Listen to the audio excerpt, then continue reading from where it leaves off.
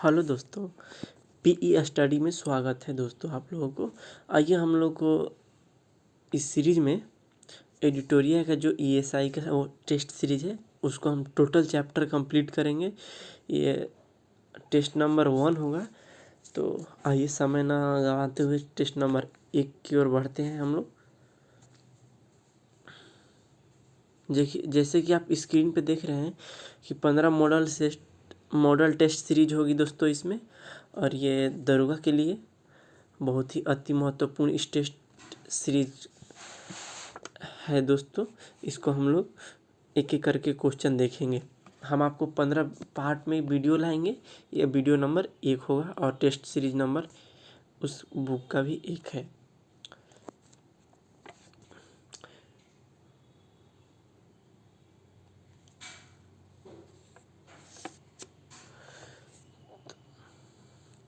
Question number 1 है दोस्तों, भारत के साथ व्यापार करने का चार्टर महारानी एलिजाबेथ द्वारा कब दिया गया था। ऑप्शन नंबर 1 है आपके सामने 31 जनवरी 1601 ईस्वी, बी है 31 जनवरी 1600 ईस्वी, ऑप्शन नंबर सी है 1 जनवरी 1600 ईस्वी, 30 मार्च 1610 ईस्वी।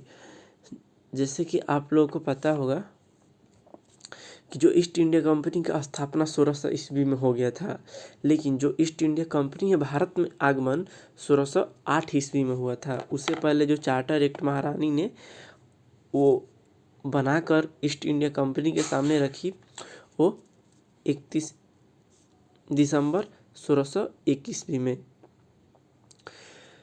31 दिसंबर 1600 को महारानी एलिजाबेथ के द्वारा भारत के साथ राष्ट्रीय व्यापार करने का चार्टर एक प्रदान किया गया। ईस्ट इंडिया कंपनी की स्थापना भी 1600 ईस्वी में हुई थी, लेकिन ईस्ट इंडिया कंपनी का जो भारत का आगमन हुआ था वो कब हुआ था दोस्तों, 1608 ईस्वी को। क्वेश्चन नंबर 2 देखते हैं दोस्तों। भारतीय राष्ट्रीय आंदोलन के प्रारंभ से ही उग्र राष्ट्रवादियों का भी वर्ग था, निम्न में से कौन शामिल नहीं थे। ऑप्शन नंबर ए बाल Gangadhar Tilak, option number B है Lala Lajpat Rai, option number C है Mahadev Govind Ranade, option number D है लाला बिपिन चंद्र पाल। आप लोगों को पता होगा कि लाल बाल पाल से तीनों ये लोग लाल बाल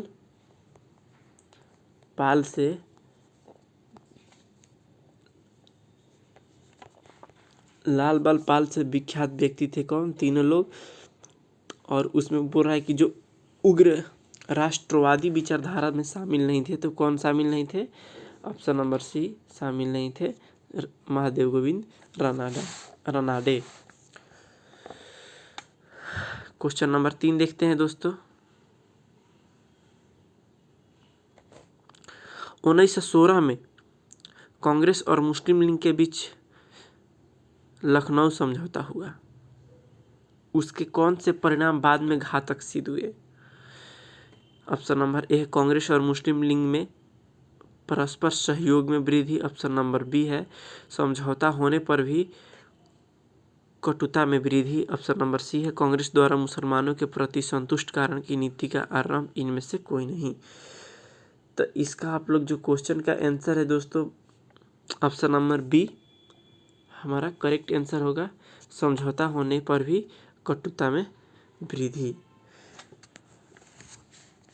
दोनों ही कांग्रेस और मुस्लिम लीग की समझौता के बाद संतुष्टिकरण की नीति आरंभ हुआ। बाद में असहयोग आंदोलन में हिंदू मुस्लिम जो एकता है वो देखने को मिला। क्वेश्चन नंबर 4 देख लेते हैं दोस्तों। व्यक्तिगत सत्याग्रह किस गवर्नर काल के समय में हुआ। ऑप्शन नंबर ए है Lord Wavell, option number B है Lord Wellington, option number C है Lord Linlithgow, option number D है लॉर्ड माउंटबेटन। तो जो इसका हमारा आंसर होगा option number C, Lord Linlithgow के समय ये जो व्यक्तिगत सत्याग्रह हुआ था। और जो प्रथम व्यक्तिगत सत्याग्रही थे वो कौन थे, आचार्य विनोबा भावे। क्वेश्चन नंबर 5 देख लेते हैं दोस्तों।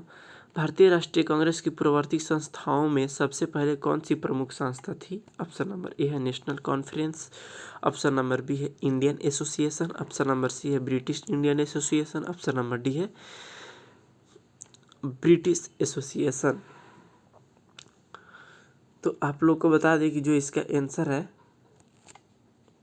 हमारा option number C is correct answer.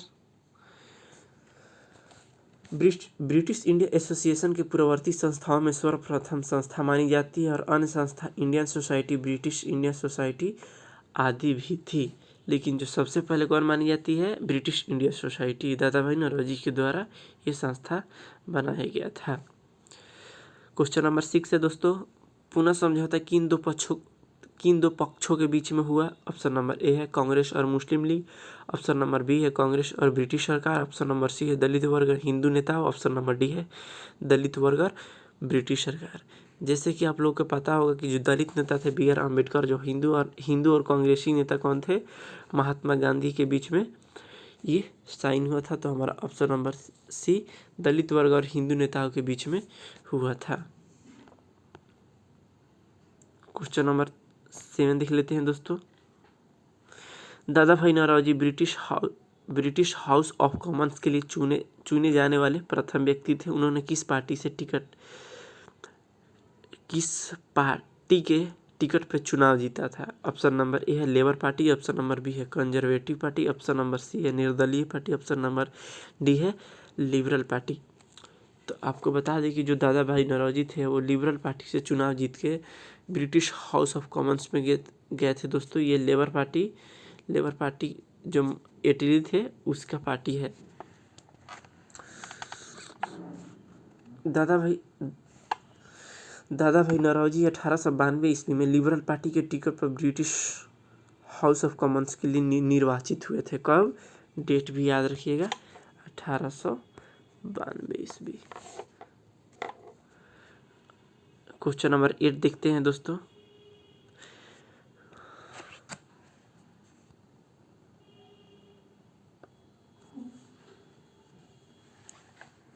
Question number 8 है, ब्रिटिश संसद ने भारतीय स्वतंत्रता कानून 1947 में पारित किया। ऑप्शन नंबर ए है जुलाई 1947 यानी 1947 ईस्वी के, ऑप्शन नंबर बी है जून 1947 ईस्वी को, अगस्त 1947 को, उपरोक्त में से कोई नहीं। तो जो हमारा करेक्ट आंसर है ऑप्शन नंबर ए है जुलाई 1947 ईस्वी को। क्वेश्चन नंबर 9 देख लेते हैं। मुस्लिम लीग ने पाकिस्तान की मांग आधिकारिक तौर पे कब किया? मुस्लिम लीग जो है पाकिस्तान का मांग आधिकारिक तौर पे कब किया? ऑप्शन नंबर ए है जून 1937, ऑप्शन नंबर बी है दिसंबर 1939, ऑप्शन नंबर सी है मार्च 1940, ऑप्शन नंबर डी है अगस्त 1942 ईस्वी। तो हमारा जो 9 का आंसर होगा ऑप्शन नंबर सी हमारा करेक्ट आंसर होगा दोस्तों। मुस्लिम जो लीग का पाकिस्तान तौर पे सबसे पहले मार्च 1940 में लाहौर अधिवेशन में वो लोग मांग किया था। जो वो लोग का भी जो जिस तरह से कांग्रेस का मीटिंग होता था उस तरह से मुस्लिम लीग का भी अपना मीटिंग होता था। तो जो लाहौर अधिवेशन में उन लोग का मीटिंग हुआ मार्च 1940 ईस्वी में, वहाँ पे पाकिस्तान को आधिकारिक तौर पे मांग किया। और सबसे पहले मुस्लिम का जो पाकिस्तान शब्द का वर्ड कौन यूज किया था? तो कैम्ब्रिज विश्वविद्यालय के एक स्टूडेंट थे रहमत अली चौधरी, तो उसको भी याद करते चलेंगे। क्वेश्चन नंबर 10 देख लेते हैं दोस्तों। भारत में थियोसॉफिकल मत का किसने प्रारंभ किया? भारत में थियोसॉफिकल मत का किसने प्रारंभ किया? जैसे कि आप लोगों को पता होगा कि जो थियोसॉफिकल सोसाइटी थी वो मैडम ब्लावत्स्की और कर्नल अलकाट के द्वारा बनाया गया था। तो जो उनके द्वारा ही भारत में स्टार्ट किया गया था। क्वेश्चन नंबर 10 देख लेते हैं दोस्तों। मैथ है। क्वेश्चन नंबर 10 है, एक कस्बे में जनसंख्या पहले वर्ष 5% घटी, दूसरी वर्ष 8% घटी और तीसरी वर्ष 10% घटी। यदि 3 वर्ष पूर्व वहाँ की जनसंख्या 5 लाख थी तो कस्बे की वर्तमान जनसंख्या ज्ञात कीजिए। इसको आइए एलिगेशन पे हम लोग बनाते हैं।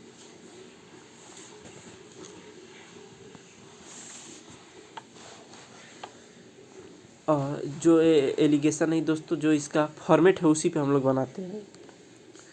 3 वर्ष पूर्व जनसंख्या बोल रहा है।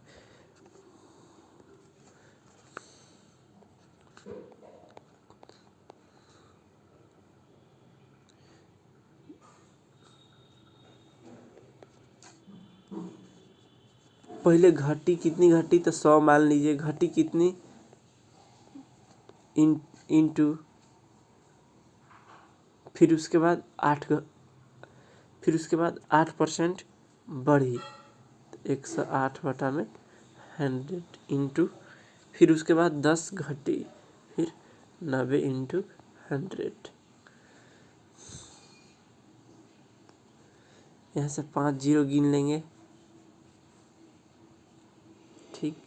ऊपर से 1 जीरो और काट देंगे, 6 जीरो सब खत्म हो गया। इंटू कर देंगे, कितना आएगा 461700, जो कि हमारा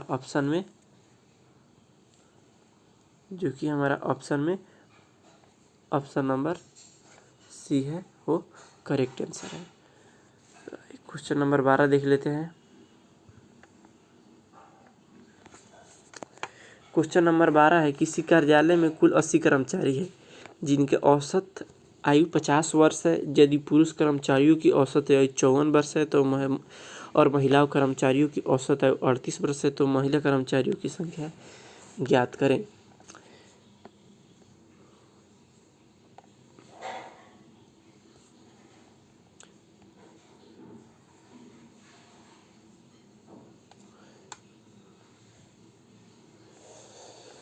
मान लिए 80 दिया है। क्वेश्चन हमारा दिया है 80 कर्मचारी में कितना है 54 का, और ये पुरुष है।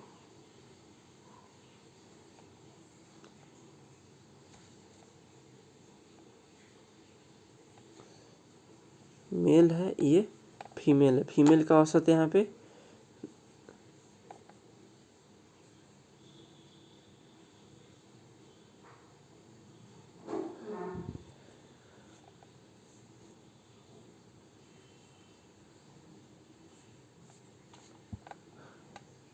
सबका औसत कितना दिया है, हो जाएगा 50।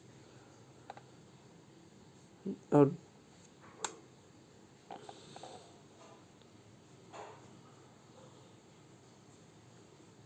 दोनों का अंतर कितना हो जाएगा दोस्तों,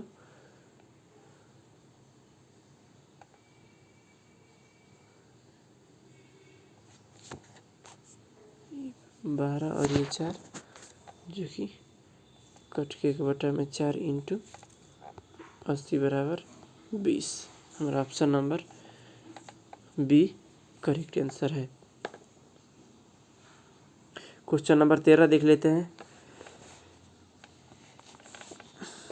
किसी वार्षिक चक्रवृद्धि ब्याज की दर से 2 वर्ष में कोई मूलधन स्वयं का 25/16 गुनी हो जाता है। Option number D 25%।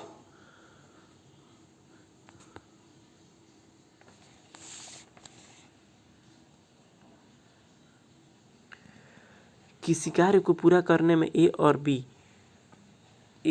को बी की तुलना में 10 दिन कम समय लगते हैं, और यदि बी और सी दोनों मिलकर 12 दिन काम पूरा कर सकते हैं, बी अकेले उस काम को कितना दिनों में पूरा करेगा।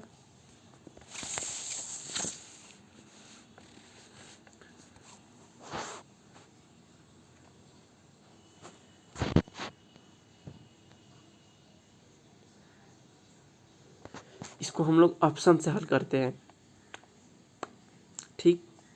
और देखिए ऑप्शन से बहुत इजी से सोल्व हो जाएगा। मान लीजिए हम लोग ऑप्शन ए रखते हैं।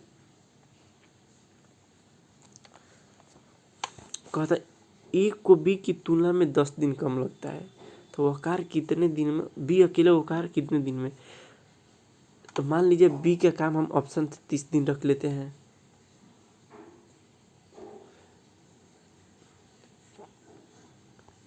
ठीक। और क्या बोला कि ए है इसके जो ए है इसके तुलने में 10 दिन, यानी ए का काम कितना हो गया 20। दोनों मिलके कार्य करते हैं कितने दिन में 12 दिन में। ए प्लस बी यानी जो ए प्लस बी है हमारे यहाँ पे कितना हो जाएगा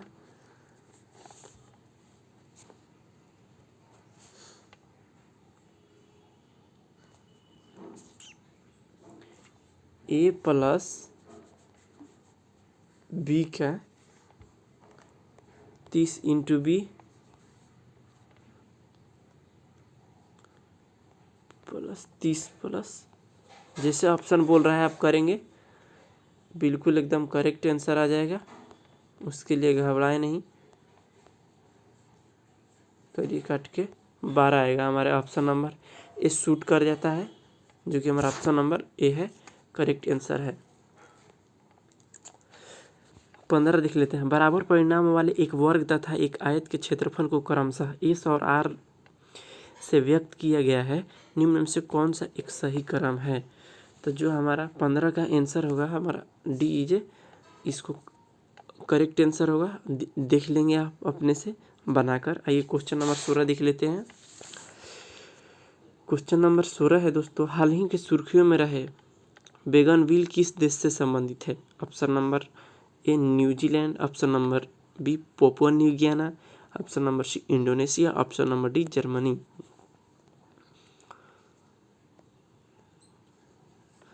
तो जो हमारा इसका करेक्ट आंसर होगा option number B Papua New Guinea. दोस्तों पापुआ न्यू गियाना जो पापुआ न्यू गियाना है, पापुआ न्यू गियाना का हिस्सा प्रशांत महासागर में पड़ता है और ये बोगनविल प्रशांत महासागर में ही स्थित है। बोगनविल के पापुआ न्यू गियाना से अलग होने का प्रस्ताव स्वीकार कर लिया है।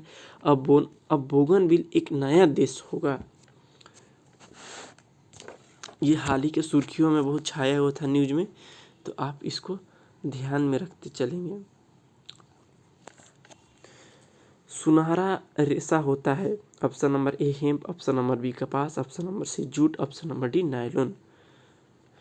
जैसे कि आप लोग इसका आंसर जानते भी होंगे। ऑप्शन नंबर सी हमारा जो सुनहरा रेशम या पटसन को कहते हैं, पटसन अपने क्षेत्रीय भाषा में पटुआ बोलते हैं।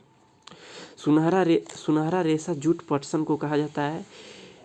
इसके तने एवं पत्तियों अलग करके पानी में गट्ठा बांधकर सड़ने को डाल दिया जाता है। इसके बाद रेशे को पौधे से अलग कर लिया जाता है। क्वेश्चन नंबर 18 देख लेते हैं दोस्तों। न्यू कैसल पोर्ट जो दुनिया के सबसे बड़ा कोयला निर्यातक बंदरगाह है, यह किस देश में स्थित है। Newcastle port option number B Australia में। न्यू कैसल पोर्ट नदी के तट पर अवस्थित है। यह विश्व के सबसे बड़ा कोयला निर्यातक बंदरगाह है और कहाँ पर यह है, ऑस्ट्रेलिया में है। क्वेश्चन नंबर 19 देख लेते हैं। देशांतर रेखाओं के संबंध में कौन सही है। ऑप्शन ए अक्षांश रेखाओं के समानांतर होती है, ऑप्शन नंबर बी इनकी संख्या 80 होती है। देशांतर रेखाओं दूरी को पारदर्शित करती है, ऑप्शन नंबर डी देशांतर के मध्य सर्वाधिक दूरी विषुवत रेखा पर होती है। तो जो हमारा ऑप्शन नंबर डी सही आंसर है। देशांतरीय रेखा उत्तरी ध्रुव एवं दक्षिणी ध्रुव को मिलाने वाली एक काल्पनिक रेखा है। इसकी कुल संख्या 360 है। देशांतर समय को मान को दर्शाता है। दो देशांतर के मध्य दूरी विषुवत रेखा की तरफ बढ़ने पर बढ़ती है। क्वेश्चन नंबर 20 देख लेते हैं दोस्तों।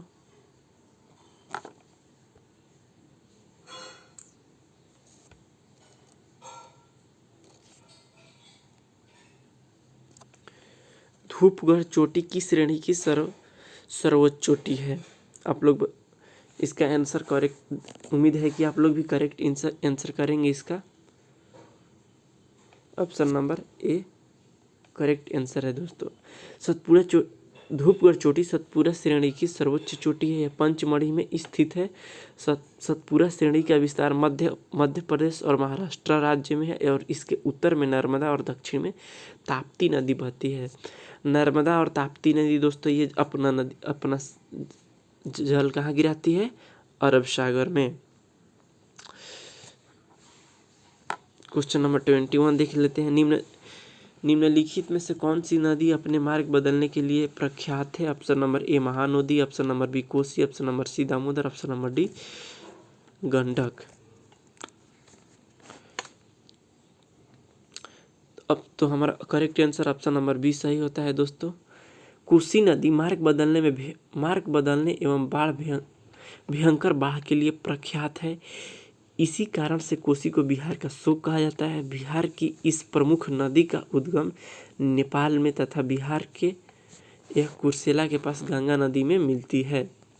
याद रखेंगे, बिहार में ये कहाँ मिलती है? कुर्सेला के पास। और जो इसका उद्गम स्थल है कहाँ पे है? वो नेपाल में है। क्वेश्चन नंबर 22 देखते हैं। किस मृदा प्रारूप में लौह की अतिरिक्त मात्रा होने के कारण अनुवर्वक हो जाती है? ऑप्शन नंबर ए जलोढ़ मिट्टी, ऑप्शन नंबर बी मरुस्थलीय बालू, ऑप्शन नंबर सी लेटराइट मिट्टी, ऑप्शन नंबर डी रेगुर मिट्टी। तो आप लोग को जो आंसर दिखाई देता होगा ऑप्शन नंबर सी में, इस मिट्टी में लोहा की प्रचुर मात्रा होने के कारण दोस्तों इसका कलर भी चेंज हो जाता है। उपरोक्त विकल्पों में से लेटराइट मिट्टी में लोहे की मात्रा पाई जाती है। लेटराइट मिट्टी होने की अधिकता के कारण उर्वरक नहीं रह पाती है। क्वेश्चन नंबर 23 देख लेते हैं। मिश्रित कृषि में सम्मिलित होते हैं। ऑप्शन नंबर ए रबी और खरीफ फसलों साथ में उद्यान, ऑप्शन नंबर बी दोनों फसलों के साथ में उगना, ऑप्शन नंबर सी फलों एवं सब्जियों को साथ में उगाना, ऑप्शन नंबर डी फसलों एवं पशुपालन को भी करना। तो हमारा option number D correct answer होता है दोस्तों। मिश्रित कृषि में फसलों के साथ साथ पशुपालन भी किया जाता है। क्वेश्चन नंबर 24 देख लेते हैं। भारत का सबसे पुराने तेल भंडार कहाँ स्थित है? तो option number D Digboi Assam में स्थित है दोस्तों। निम्नलिखित में से कौन जोबियन ग्रह नहीं है?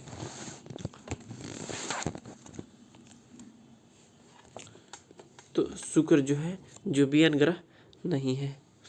जोबियन ग्रह दोस्तों ये पृथ्वी के जो 4 पास वाले ग्रह है बुध शुक्र पृथ्वी, ये जोबियन ग्रह में शामिल होते हैं। और जो है मंगल के बाद वो नॉन जोबियन ग्रह में शामिल किया जाता है। तो इसमें पूछा है कि जो जोबियन ग्रह नहीं है शुक्र है दोस्तों, वो जोबियन ग्रह नहीं है। क्वेश्चन नंबर 26 देख लेते हैं। विक्टोरिया जलप्रपात किस नदी से संबंधित है? तो ऑप्शन नंबर डी जेम्बेजी नदी, अफ्रीका में ये नदी बहती है दोस्तों। कांगो भी अफ्रीका का ही नदी है, अमेजन भी अफ्रीका का नदी है। क्वेश्चन नंबर 27 देख लेते हैं दोस्तों। निम्नलिखित में से कौन सा सही सुमेलित को दर्शाता है? क्षोभ मंडल मौसमी संबंधित घटना है, गलत।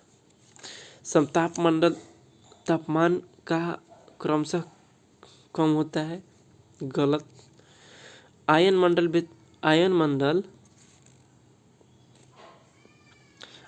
मंडल बेतार संचार के लिए सर्वाधिक महत्वपूर्ण मंडल है। हाँ दोस्तों, यही बिल्कुल हमारा करेक्ट आंसर हो जाएगा 27 का। इसमें एक्सप्लेन करने को भी दिया है। तो 3 तो हमारा सही होता है। और मौसमी संबंधी घटना किस में होता है? क्षोभ मंडल समताप मंडल। तो यानी क्षोभ मंडल हमारा 1 और 3 हमारा आंसर हो जाएगा ऑप्शन नंबर सी 1 और 3।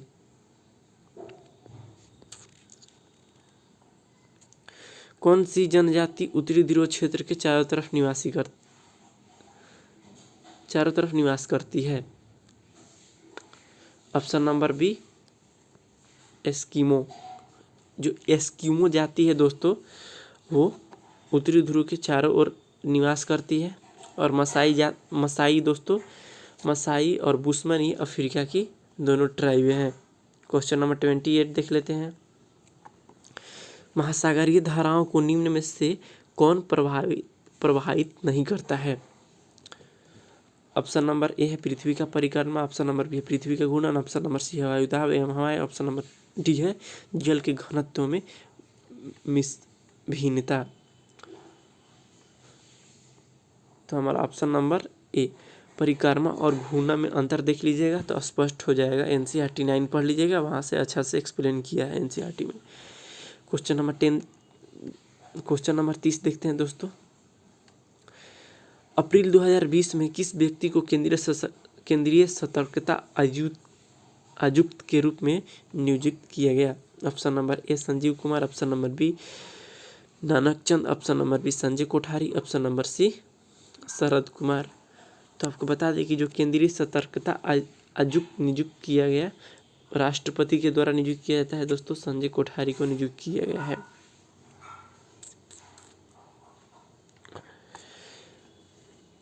क्वेश्चन नंबर 31 है, किस राष्ट्रीय उद्यान में वन जीवों के लिए देश की पहली क्वारंटाइन सुविधा स्थापित की गई? जैसे कि आप लोग सुने होंगे कि हाल ही में जो ये कोरोना से पीड़ित लोग हैं और वो कम्युनिकेबल डिजीज होने के कारण ये जानवरों में भी फैलता जा रहा है, तो उसके लिए जिम कॉर्बेट नेशनल पार्क में पहली बार क्वारंटाइन सेंटर बनाया गया था। विश्व स्वास्थ्य दिवस 2020 की थीम क्या थी? विश्व स्वास्थ्य दिवस के जो ये थीम थी वो क्या थी? तो विश्व स्वास्थ्य दिवस 7 अप्रैल को मनाया जाता है दोस्तों, 7 अप्रैल को मनाया जाता है। और जो थीम थी support nurse and midwife. Question number 33, हाल ही में मैटरहॉर्न पर्वत पर भारतीय ध्वज को प्रकाशित किया गया था। यह किस पर्वत का प्रसिद्ध चोटी है? दोस्तों आप लोग को बता दी कि बहुत न्यूज में बहुत चर्चा हुआ था। ये स्विट्जरलैंड में पर्वत है दोस्तों, और ये स्विट्जरलैंड में पर्वत, और ये स्विट्जरलैंड दोस्तों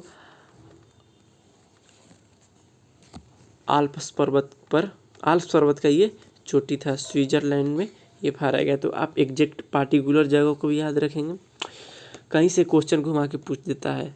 ऑप्शन नंबर डी हमारा करेक्ट आंसर है। क्वेश्चन नंबर 34 देख लेते हैं।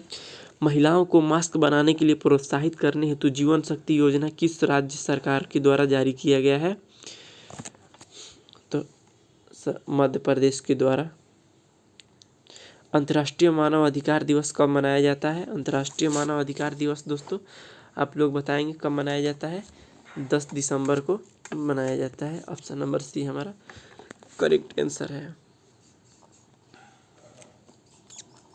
देश के पहले ट्रांसजेंडर यूनिवर्सिटी की स्थापना कहाँ की जाएगी? जैसे कि आप लोग देखे होंगे कि जो पिछले साल धारा 377 बहुत चर्चा में था, तो उसी को ध्यान में रखते हुए भारत सरकार ने ट्रांसजेंडर यूनिवर्सिटी का स्थापना करने का निर्णय लिया है। तो ये उत्तर प्रदेश के कुशीनगर में दोस्तों, ये उत्तर प्रदेश के कुशीनगर, ये महात्मा बुद्ध के उनके जीवनी से भी यह स्थल रहा है। 27 देख लेते हैं दोस्तों। इंडियन करप्शन सर्वे 2019 के अनुसार देश के सबसे भ्रष्टाचार राज्यों की सूची में सर्वप्रथम स्थान पर कौन शामिल था? तो ऑप्शन नंबर सी राजस्थान सबसे अधिक भ्रष्टाचार की सूची में शामिल था, और सबसे अधिक जो प्रदर्शन था वो केरल के था। और सेकंड नंबर भ्रष्टाचार पे कौन था? बिहार था। फर्स्ट, सेकंड और सबसे अधिक जो है एकदम क्लीन कौन था? उसमें कोई भ्रष्टाचार नहीं था, तो केरल था, केरला। क्वेश्चन नंबर 38 देख लेते हैं दोस्तों। हज प्रक्रिया को पूरी तरह डिजिटल करने वाला विश्व का पहला देश कौन सा है? तो जो भारत है वो हज प्रक्रिया का डिजिटल करने वाला विश्व का पहला देश बन गया है दोस्तों, हमारा अपना भारत। तो ऑप्शन नंबर ए सही है। भारतीय हॉकी विश्व कप 2023 किस देश में प्रस्तावित किया जाएगा? भारत में दोस्तों। क्वेश्चन नंबर 40 देख लेते हैं। दिसंबर 2020 को बिहार के मुख्यमंत्री नीतीश कुमार को जल शक्ति मिशन हरियाली की शुरुआत किस जिले से किया गया था? ये बीपीएससी के लिए बहुत इंपॉर्टेंट क्वेश्चन है। पार्टिकुलर डिस्ट्रिक्ट का नाम पूछ दिया है, तो ऑप्शन नंबर सी पश्चिमी चंपारण, जिसको मोतिहारी बोलते हैं दोस्तों। ड्रीम ऑफ बिलियन पुस्तक किसके द्वारा लिखी गई है?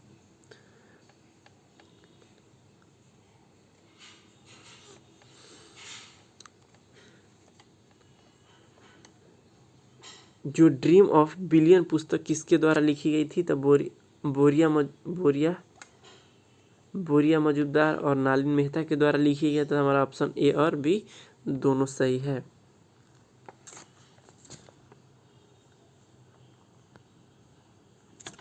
मई 2020 में किस राज्य के प्रसिद्ध मूर्तिकला को जीआई टैग मिला है? तो उत्तर प्रदेश के जो गोरखपुर के टेराकोटा जो मूर्तिकला है उसको जीआई टैग मिला है दोस्तों। ये गोरखपुर का ये बनने वाला बहुत ही फेमस मूर्तिकला था। बजट 2020-21 के तहत केरोसिन और पेट्रोल को निर्भरता को दूर करने के लिए किस कार्यक्रम की शुरुआत की गई? तो कुसुम परियोजना को जो है भारत सरकार द्वारा ये योजना लागू किया गया है दोस्तों, केरोसिन और पेट्रोल को ख़त्म करने के लिए। ग्लोबल एनर्जी ट्रांजिशन इंडेक्स 2020 में भारत की स्थान क्या रहा? तो 74वां स्थान रहा दोस्तों। और पिछले साल 2020 में भारत का स्थान कितना था? 76 था। 2019 में 76, 2020 में 74। तो देखिए भारत आगे की ओर बढ़ रहा है, तो हमारा option number B correct answer हो जाएगा। रणजी ट्रॉफी 2020 का विजेता कौन रहा? ये बहुत ही चर्चा का विषय था दोस्तों, इसलिए कि जो सौराष्ट्र पहली बार जीता था, 70 वर्षों में पहली बार जीता था, और जो उप विजेता था वो कौन था? बंगाल था।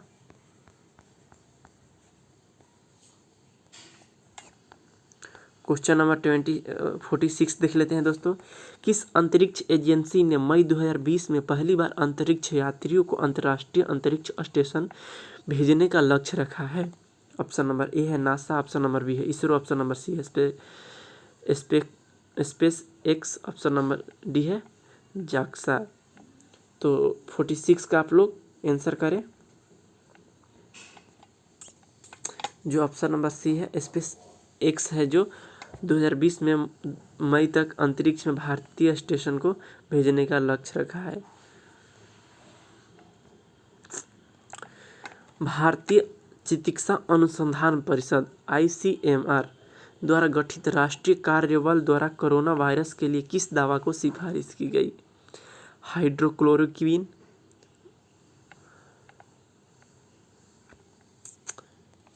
ऑप्शन है हमारा हाइड्रोक्लोरोक्विन। बहुत ही चर्चा का विषय बना हुआ था दोस्तों। जिस समय ये ज़रूरत पड़ा था इंडिया को, और बहुत सारे देशों को ये दिया, USA को, जर्मनी को, इटली को,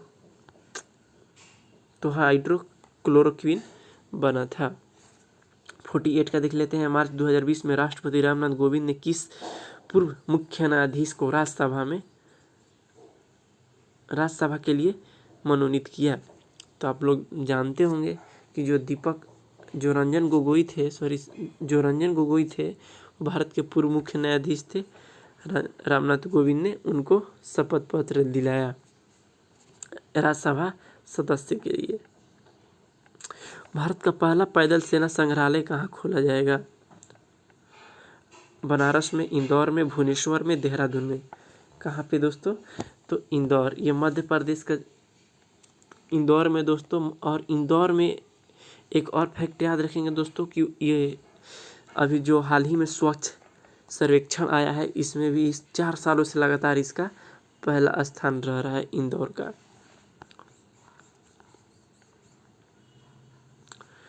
हाल ही के उत्तराखंड सरकार ने किस शहर को उत्तराखंड की ग्रीष्मकालीन राजधानी बनाने की घोषणा की है? अब A Haridwar, B Nainital, C Gairsain, option number D Roorkee.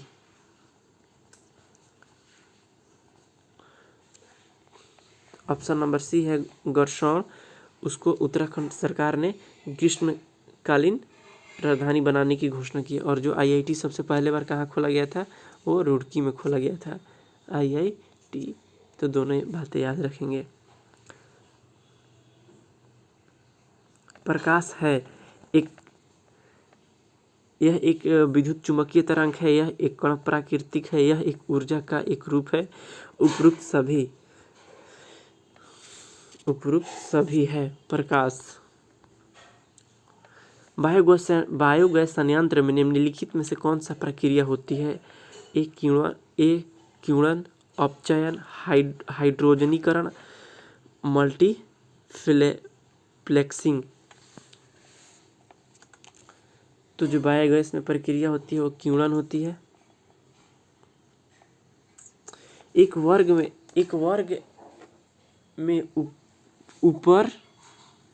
वर्ग में ऊपर से नीचे की ओर आने वाली परमाणु का आकार क्या होता है? घटता है, बढ़ता है, वहीं रहता है, क्या पता नहीं लगाया जाता है। तो जब आप नीचे से ऊपर जाएंगे तो बढ़ता है, जब ऊपर से नीचे आएंगे आप तो घटता है। वायुमंडल में प्रकाश के विसरण का कारण है कार्बन डाइऑक्साइड, धूलकण, हीलियम और जल वाष्प।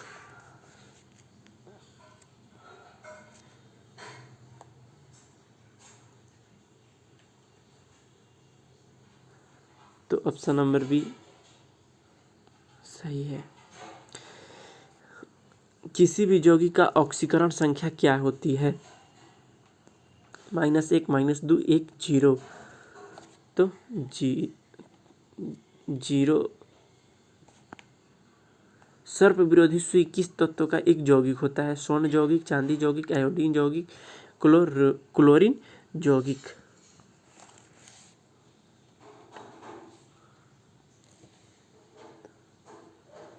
स्वर्ण यौगिक। दाब का बीमीय सूत्र होता है MLT - 2 ML - 1 T - 2। तो हमारा ऑप्शन यहीं पे मिल गया, ऑप्शन नंबर बी हमारा करेक्ट होता है दोस्तों।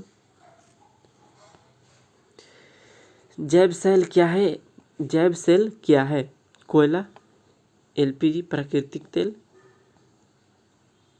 और पेट्रोल। तो 58 का जैव सेल हमारा क्या है? कोयला है। 60 क्वेश्चन देख लेते हैं। सदादस्त का संबंध मस्तिष्क के निम्नलिखित किस भाग से है? हाइपोथैलेमस, सेरेबेलम, और उसके बाद है दोस्तों स्पाइनल कॉर्ड और सेरेब्रम। तो 90D का जो हमारा ऑप्शन है वो ऑप्शन नंबर डी है, वो सेरेब्रम है।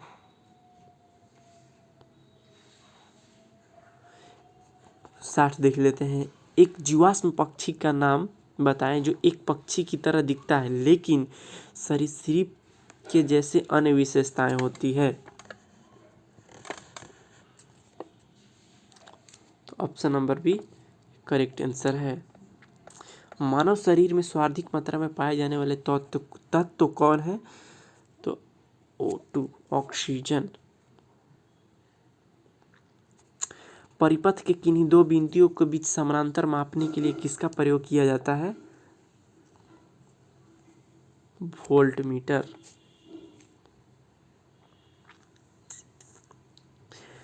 सुमेलित कीजिए इलेक्ट्रॉन, प्रोटॉन, न्यूट्रॉन और पॉजिट्रॉन। तो इलेक्ट्रॉन का खोज कौन किए थे दोस्तों? इलेक्ट्रॉन का जे थॉमसन, 1 का 3। और प्रोटॉन का खोज कौन किए थे? गोल्डस्टीन। बी का 1, 1 का 3, बी का 1 हमारा option number C correct answer है। क्वेश्चन नंबर 64 देखते हैं दोस्तों। KTCr2O7 में क्रोमियम का ऑक्सीकरण संख्या कितनी है? तो ए 6 है।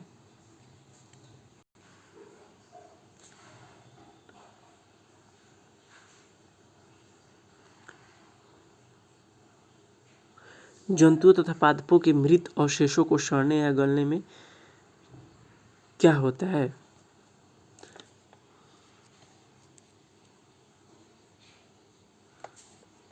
रासायनिक परिवर्तन और किण्वन दोनों होता है।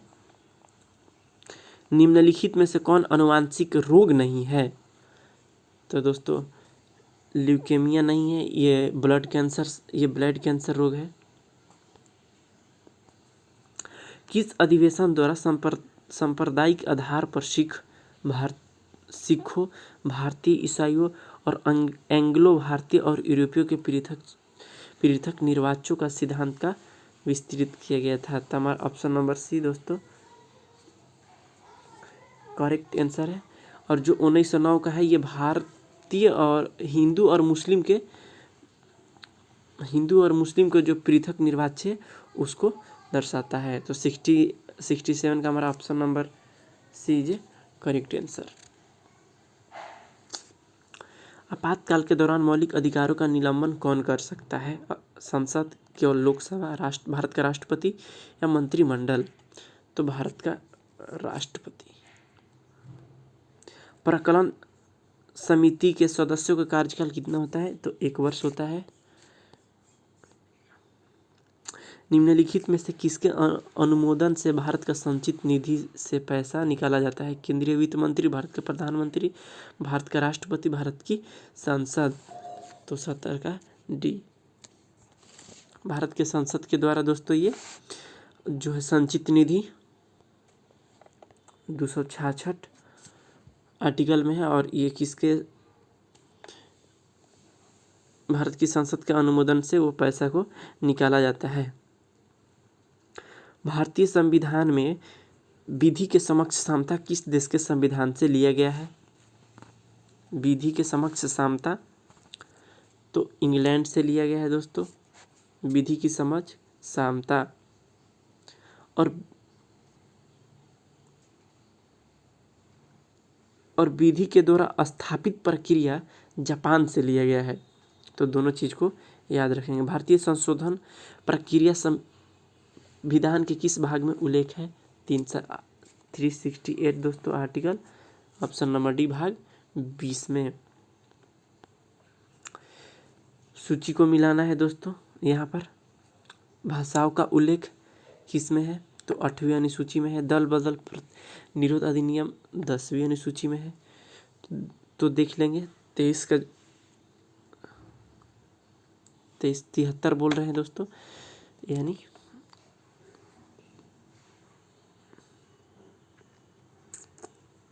दू का ए दल बदल 10वीं 73वां संविधान संशोधन 11वां अनुसूची। तो हमारा ऑप्शन नंबर बी ही करेक्ट आंसर हो जा रहा है दोस्तों। 1833 के चार्टर अधिनियम के अंतर्गत प्रथम विधि आयोग का गठन किसके अध्यक्षता में किया गया था? बेंटिंग मैकाले, सत्येंद्र प्रसाद सिन्हा या लॉर्ड मिंटो? तो लॉर्ड मैकाले के समय दोस्तों ये विधि आयोग का गठन किया गया था 1833 के चार्टर एक्ट अधिनियम के तहत। संविधान की प्रस्तावना दीर्घकालीन सपनों का विचार है निम्न में से किसका कथन था दोस्तों? तो अलादी कृष्ण स्वामी अयंगर का। संवैधानिक उपचारों का अधिकार को किसने संविधान का आत्मा कहा है दोस्तों? तो बी आर अम्बेडकर ने। कितनी कितनी बार बिहार में स्वतंत्रता के उपराष्ट्रपति शासन लागू हुआ है? स्वतंत्रता के उपरांत उपराष्ट्रपति शासन लागू हुआ है, यानी कुल 8 बार दोस्तों लगा हुआ है। और अंतिम में जैसे कि आप लोग जानते हो कि 2005 में आरजेडी की सरकार थी, उस समय तो राष्ट्रपति चुनाव लगा था। तो अंतिम बार 2005 में, और टोटल कुल कितना लगा है? तो 2000 टोटल 8 लगी है। भारत पर हूणों का प्रथम हमला किस शासक के समय हुआ था? भारत पर हूणों का प्रथम हमला किस शासक के समय हुआ था?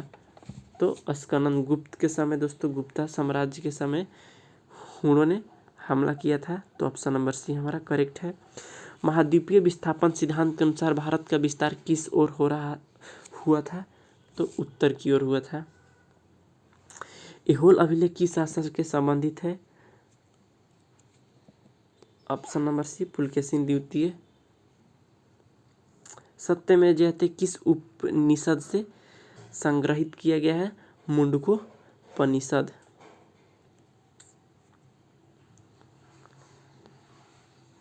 महावस्तु महात्मा बुद्ध के जीवन वृत्त है, इसका वृत्त शाखा से संबंधित है। महायान। अकबर द्वारा बनाए गए उपासना भवन को क्या नाम था? उपासना भवन का क्या नाम था? तो इबादत खाना। सुप्रसिद्ध संगीतकार तानसेन और बैजू बावरा किसके शासनकाल में विख्यात थे?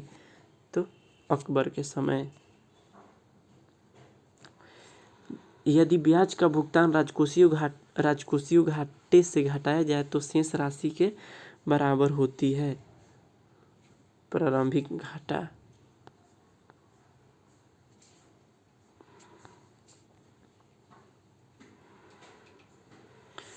सेवाओं पर कर लगने की सिफारिश सर्वप्रथम किस समिति ने की थी? तो चलैया समिति। निम्नलिखित में से कौन सी क्रांति प्याज औषधि झींगा से संबंधित है? तो गुलाबी क्रांति। निम्नलिखित में से किन दो संस्थानों को ब्रेटन वुड्स जुड़वा के नाम से जाना जाता है?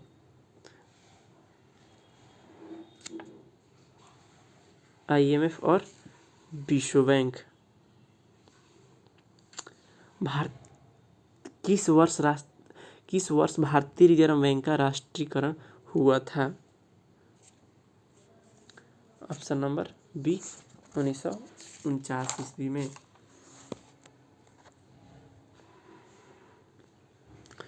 यदि राजस्व घाटे से उन अनुदानों या व्ययों को निकाल दिया जाए तो प्रभाव में पूंजी सृजन से संबंधित है, तो कौन सा घाटा प्राप्त होता है? प्रभावी राजस्व घाटा। निम्न से कौन सा देश सुमेलित नहीं है? भूटान दोस्तों, भूटान का तीरंदाजी है राष्ट्रीय खेल, तो डी शामिल नहीं है। भारत में आय कर है प्रत्यक्ष और अनुपातिक, प्रत्यक्ष एवं गतिशील, तो यहीं पे आंसर मिल गया बी। राष्ट्रीय आय में कृषि का योगदान गिरता रहा है, बढ़ता जा रहा है, बढ़ने के बाद गिरता रहा है, घटने के बाद बढ़ा है।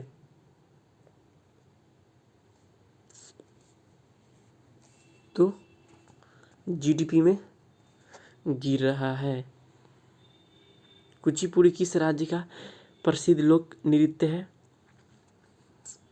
तो आंध्र प्रदेश का। और केरल कथकली है दोस्तों, कथकली। हरमनप्रीत कौर का संबंध किस खेल से है? तो क्रिकेट से है दोस्तों।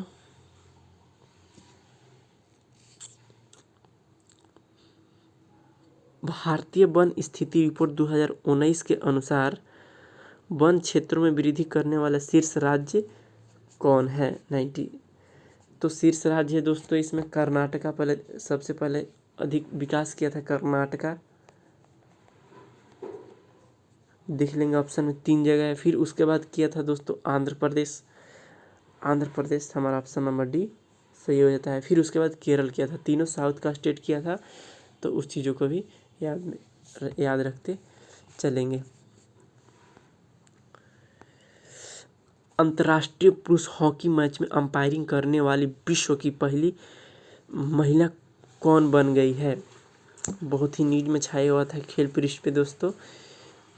ऑस्ट्रेलिया की ये औरत है, कौन है? लिएसा न्यूमैन। बजट 2020 और 2021 में किसानों के जल्दी खराब होने वाले सामानों को बचने के लिए किस परिवहन की शुरुआत की गई है? किसान रेल सेवा।